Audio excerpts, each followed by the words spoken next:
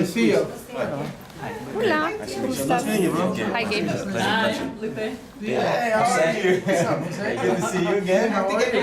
Yeah. Gabe, pleasure. Good, pleasure. Hola, Theo. Hey, How are you? Dulce. How's everything? Good, how are you? Don't mind me, I'm gonna throw some steam in my coffee.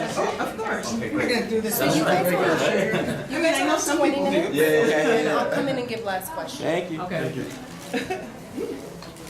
What's up? Party people, what are we doing? Everybody seen the movie? Yeah. Nice. So you doing your protein shake right now? No, I'm throwing stevia in here.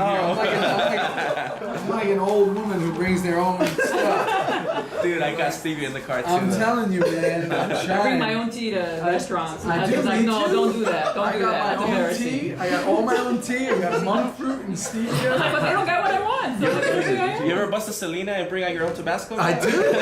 I used to carry my own pickle juice back in the day because I used to put pickle juice in beer. We have 20 minutes Yeah. and I'll let you For know real. last tour. So Carry hot Yeah, we're we- talking about pickle juice and beer though. Hang on. I'm on a schedule, guys. Come on. All right, go for it. We're already starting, so We good. are starting. Well, you guys have a great relationship. It's very touching. This is my So- man here. And you only had 4 weeks here to shoot it, so did you Yeah. have time beforehand to kind of get to know each other? We did. We did. We hung linked out up for a bit. at the hotel at the Ace Downtown. Hotel in downtown the first day. I remember you had a meeting. I We had a did. meeting after we had linked up together, and we ended. I mean, it was supposed to be something that lasted like we were supposed to be there for like Stayed an together hour, all day. but we were Yeah, together we went the to entire Toon's day. spot. We went to Yeah. Cartoon's place. We were all over, and then, you know, man, it's like his story, my story. It's like, you know, when you come into this business and you don't just immediately get like tapped when it's not like, oh, you're this, you know, oh, you're the next big thing. Here you Right. go, and then they put you in 800 giant movies. They fail, and then everybody's like, "Oh, where'd that person go?" And it's like they never had like we came through the ranks from the beginning. All the way up. I was an extra, you know what I mean, on Sex and the City. I was like waiter number 78 in the back to get my like SAG card, and then I was like, I played every criminal across the table. It was like if they're gonna put a criminal on a television show as a guest star, it was me. And then you know you come through, and it was like that's kind of how. And now I see him and what he has going on with Planet of the Apes and you know and everything else. It's like you know, when you do that, you become a blue collar actor who learns how to do things like this, who learns how to treat people, who has a certain way about them and doesn't take this all for granted. So the one thing that we have in our commonality was we don't take anything for granted. Right. I think that's what makes this movie so special. Right. You guys, Esteban and Mr. Cartoon, they lend so much credibility to this project. Oh yeah. I was, excuse me, I was wondering how much them being on board weighed in on your decision to come on this. Authenticity is the Authenticity, key of 100%, life yeah. right now. We as a society have seen through all the bullshit. We only want real right now. Right. We can smell fake a million miles away. So when you get Esteban and Toon, who literally represent lowriding and LA in a way that they are. Like if Right. there's a billboard of LA, come to LA, them two should be on it with Yeah. you know a few other things. They are LA. Right. Especially, you know, East LA and especially the lowriding community. So when they were on, it was like, oh, Yeah. we're not faking the funk here. Right. This is for real. It was super important to have them on board, you know, because again, doing research is one thing, and you know, going all the way out with that is. Yeah. But when you got the guys who live this, who are this, who created this, and you know, involved in it heavily, and they were involved in it heavily, you know. So, it was great. It was great to have them on board. Esteban told me a line. He said, you know, you don't own a lowrider, you are a lowrider. Yeah. It's part of you. It's your blood. You know, it's everything. It's heritage, it's legacy, it's all this. So it's family. Yeah. And I think that that's what him and I were just talking about on the walk here is like, you know, don't get it twisted. When people see this movie, if you got to think we're in LA. We have a different perspective of kind of we know a little about this culture. We know a little bit about what this is.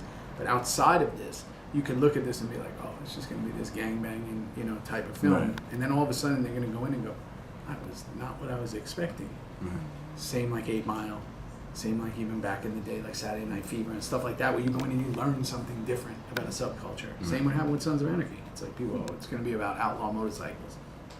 Absolutely not. It's about family. And I think that that's the trick here. So we're excited for the fans to see it. Yeah. With a 4-week shoot schedule and things being so tense, and Ricardo self-admittedly being an outsider to a certain degree to this, how was your relationship with her? And he says they had 3 cameras, a lot of it was handheld. So I wanted to know, how that dynamic went about being actor and director.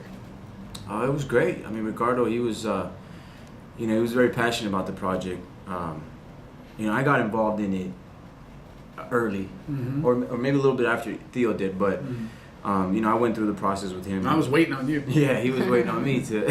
I was involved in the project, but they were deciding between these 2 kids, and there was one who looked like me and one who didn't. So I was like, they wouldn't tell me who it was, and I was like, this kid better get this role. He was rooting for me, but he hadn't met me yet, I hadn't so met it was him good. yet, but I was championing him in That my energy mind. was already The being energy thrown was out coming there. from New York.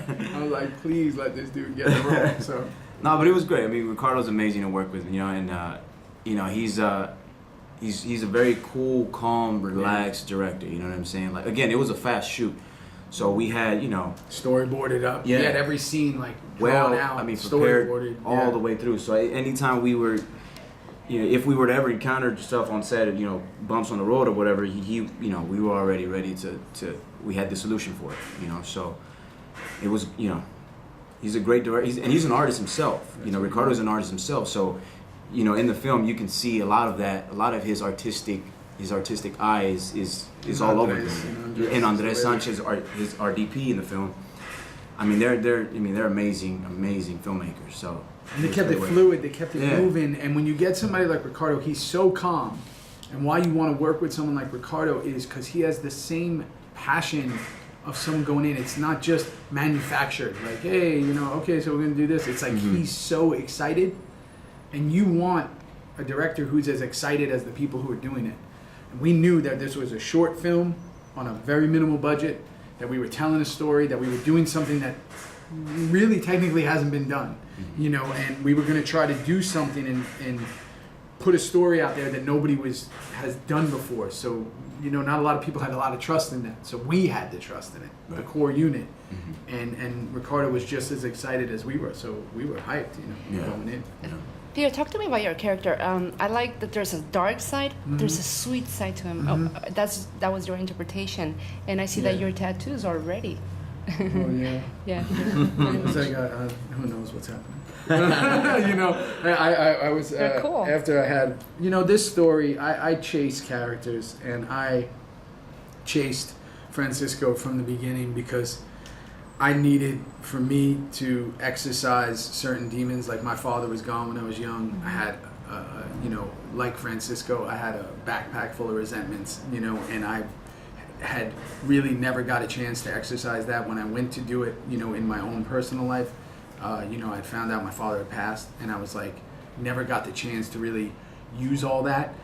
So when I saw this script and I found out that Demian was playing Miguel, who I just think is like truly, and I know people say it, and I've worked with some amazing actors, but Demian is like, I mean, he's everything you want in a dance partner. He's everything you want in an actor, and he's everything you want across from you, especially playing your father. So I got, okay, I'm going to sign up for this, and we're going to do this, and I'm going to be able to use some of my own life in it and exercise some stuff. And then during the film, while I'm filming it, my wife was pregnant in New York. I leave because she's going to have the baby. I leave for 5 days. We didn't know what we were having, and I find out I'm having a son. And it was like, my whole world came full circle. Everything that I wanted, all the bad had met all the good, and I think that all factored into the performance and what I was doing, and the choices that I made. So it was all there, and it was everything that I needed to do.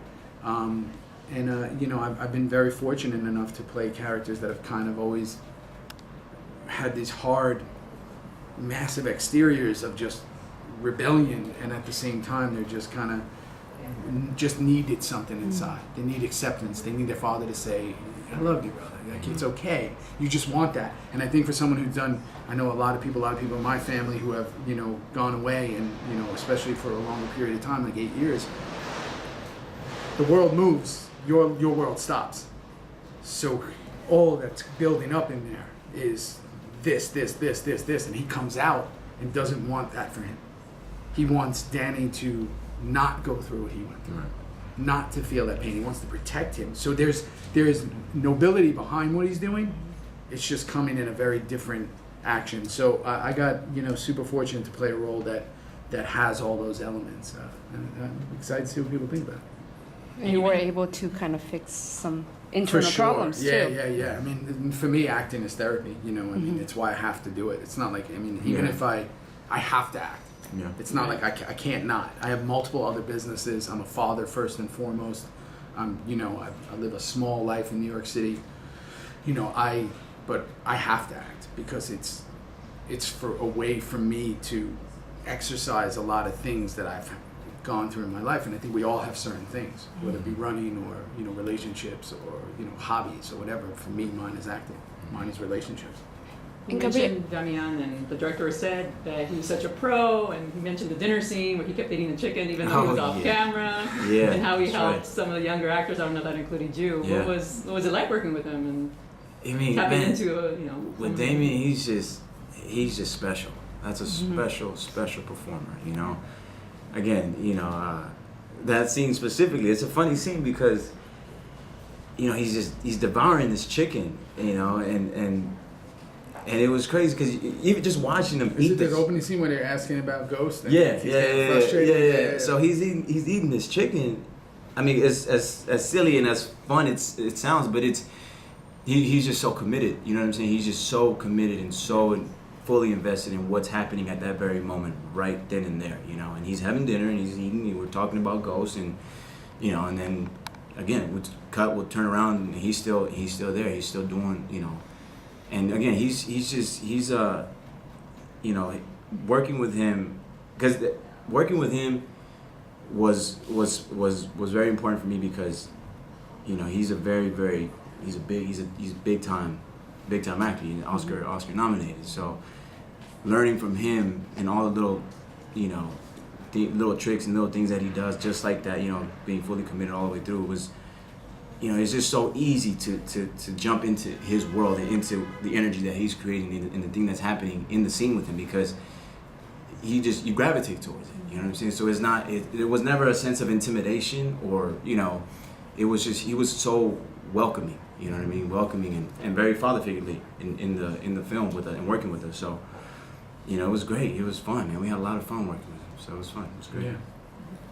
Gabriel, you were really, really wonderful in this Thank role, you. especially as a struggling artist. Mm-hmm. And Yeah.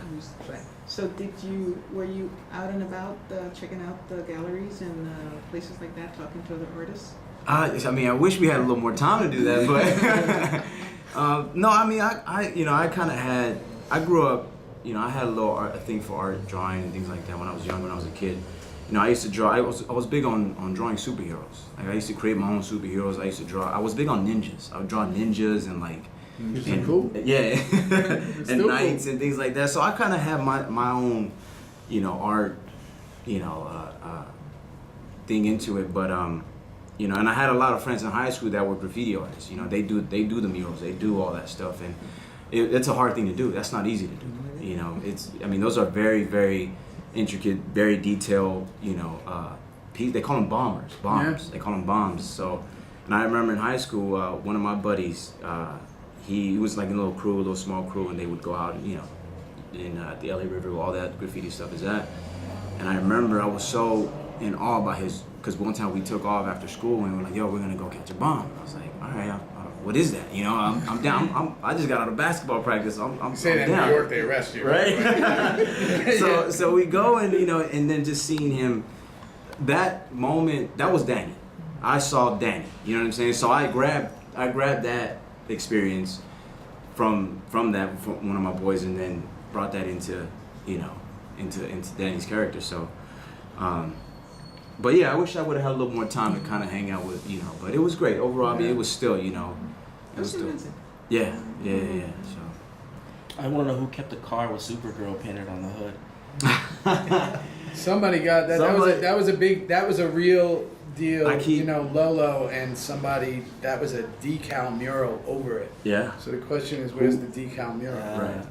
I mean, I'm still waiting for that Lowrider rap gift. Honestly, I'm still. I know, on the end of Suns, they I'm gave us still- our motorcycles. I'm I still was like, waiting "They for gonna my give us a Lolo." car here?" They're like, "Nah, let's Then see we if ain't it's get the car. successful." We're not gonna get that. Yeah. Get people to see the movie, maybe we'll get a car. Right. Go watch the movie. Yeah, for real. So you worked with Supergirl before she was Supergirl. Yeah. So, I mean, Right, that's right. great. She had found out like during the filming.